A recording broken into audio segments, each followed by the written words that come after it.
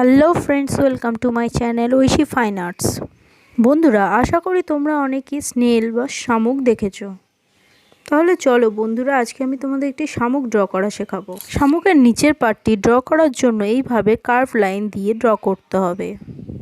এরপর উপরের পার্টটি করার জন্য একটি হাফ সার্কেল ড্র করে নিলাম। সার্কেলটির উপরে তার থেকে একটু ছোট সাইজের একটি ওভাল শেপ ড্র করে নিলাম। ওভাল শেপটি ড্র করার পরে উপরে আরও একটি ছোট সার্কেল ড্র করব। এরপর শামুকটির চোখ এবং সুর দুটি ড্র করে দিলাম।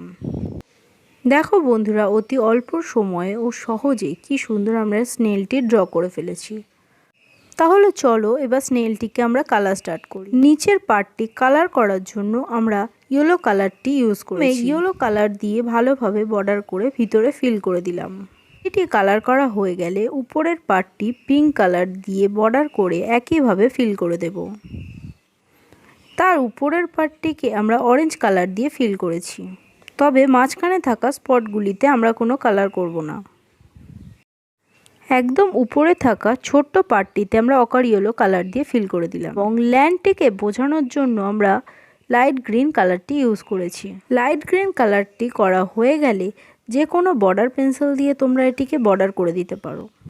এতে ড্রয়িংটিকে আরও ফ্রেশ এবং ব্রাইট লাগবে।